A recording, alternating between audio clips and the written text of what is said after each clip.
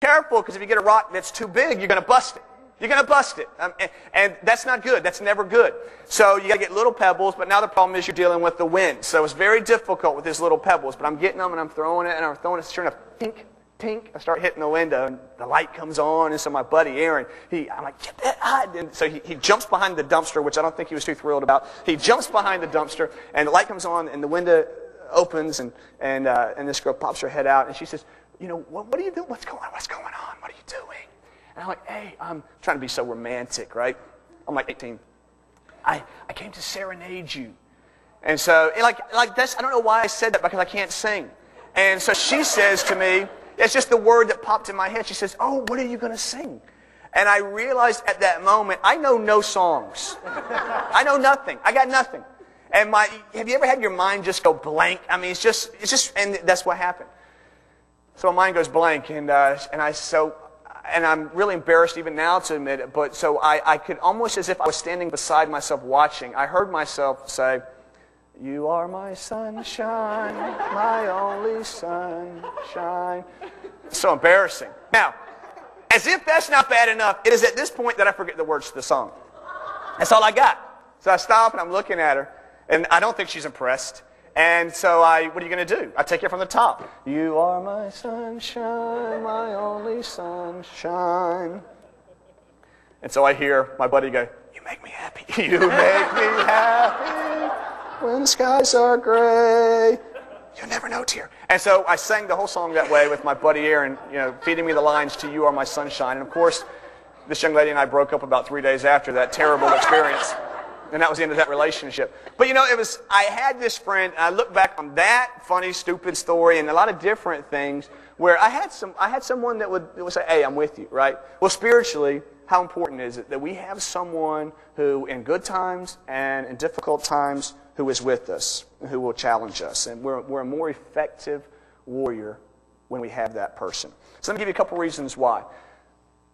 One of the things that we see in this story, and one of the reasons why it's so important that we find that person who we're in right relationship with, and it's the right kind of friend and the right kind of person in our life, and that we're careful and we distance ourselves from those who aren't, is because you need someone to help you carry the load.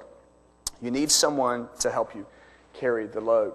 Jonathan, as he goes to fight, realizes that he can't climb the cliff and carry all of his stuff at the same time. He's got all his armor. He needs someone to help him as he climbs and as he goes to battle. He needs someone to help him with that. And so he has an armor bearer who can climb with him, who can help him. That's literally what he's called, to help him carry his armor. We need that. We need that, don't we? We all have things that we're carrying. We all have things that we're dealing with, and we need someone who will help us carry that burden at times. I want to show you, I want to demonstrate what I'm talking about here. Very simply, I did this with the kids too. Hey, Willie, come on down here. Willie was in the youth group with us for a while. Great kid. I coached him. He was on the basketball. Well, he's not a kid anymore. He's on my basketball team. Awesome basketball player. Cannot beat me, but still talented. Don't hold that against him. All right, Willie, what I want you to do without hurting me is I would like you to lift the chair that I'm in. I'm weighing probably about 160. I had Heather's meatloaf for dinner, so right now I'm like 172. That stuff sits heavy. But normally I'm weighing 160, okay? So, all right, go ahead, try to lift the chair. And Willie's a big guy, he's a strong guy. Willie, don't hurt me though. Just go ahead and lift it up. It's all right. Great. Now just carry me to the back. All right, set me down. Can't do it. All right, you all right? He's trembling a little bit. All right, hey, stay right here. Mike, help him out. Come here. Mike and Willie together. All right, lift me up. This is power. Feel the power. All right, now you guys just walk me to the back. Forward! This must be how the Pharaohs felt. This is awesome. All right, guys, thanks. Give them a hand. Thanks, guys. Appreciate it. Hey, there's a picture. It's simple and it's fun, right? But there's a picture of, and this is what we do. What Willie did there is we're trying, and somewhat successfully, and this is probably the reason why we don't ask for help, because we're struggling to carry our own burdens sometimes, some heavier than others, and probably at different times in the journey heavier than others. We're struggling to carry our own burdens, and it's everything we can do, but now it's difficult to move. But when you have someone who can come along beside you, who you can share that burden with, how much easier is it to move? How much easier would it be to fight? But here's the deal. You've got to be willing to open up. You've got to be willing to have someone that you'll share that with. If you're going to hold on to it, if Jonathan, in his pride, says, I got it, then what good is his armor bearer? So you need to have someone who can come along and say, hey, let me help you. And you have to be willing to allow that person to help you too. Financial pressure, relationship issues.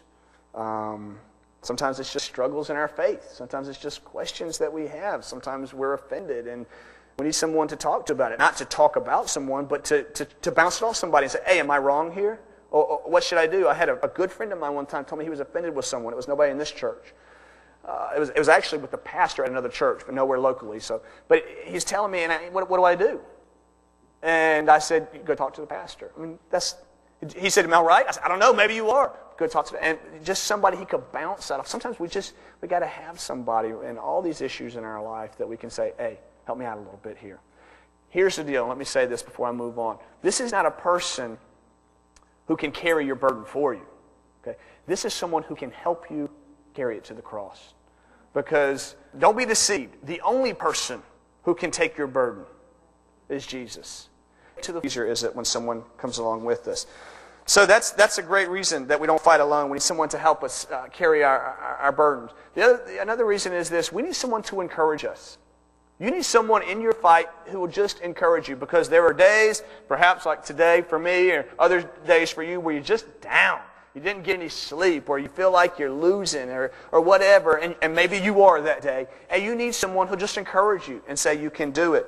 Verse 7, his armor bearer says this to him. What Jonathan says, verse 6, Jonathan said to his young armor bearer, come, let's go over to the outpost of those uncircumcised fellows. Perhaps the Lord will act in our behalf. Nothing can hinder the Lord from saving, whether by few or by many. And so his armor bearer says in verse 7, do all that you have in mind, his armor bearer said. Go ahead, I am with you, heart and soul. What his armor bearer could have said, and some of us would think probably should have said, well, I really don't think this is a good idea. Have thought to. Nobody has weapons. You're the only one. Entire outpost. You gotta climb a cliff. You're just depressed. Jonathan, you're just mad. This is not a good idea. Hey, boss, I've seen you good, but you're not that good. I mean, there's a number of things that he could have said and that people say to us, and maybe it had a grain of truth. And we're talking about a spiritual battle in which he needs someone at that time, one who says, go for it. All that you have in mind, you can do it, and I'm with you, and we're going to battle. How important is that to have somebody? Do you have somebody who'll do that? Someone who'll just encourage you and say, I believe it's God. I believe you can do it. If God's telling you to do it, I know you can make it. I know you can make it in your marriage. I know that your kids are going to get through this. I know that you're going to get this promotion. You're going to get this raise. You're doing a great... Somebody to encourage you. Max Lucado, in his last book, Facing Your Giants, he talked about that he ran like a marathon triathlon. What do you call it? A half marathon triathlon. I don't even know if that's such a thing, but that's what I have here. A half marathon triathlon. It's 1.2 mile swim, 56-mile bike ride, 13-mile run. And so after he does the swimming portion, now I can't even imagine, and some of you guys I know you run marathons, and maybe some of you have done these types of things. I can't even, this is way beyond me, okay? I get winded, just going on a walk with the kids.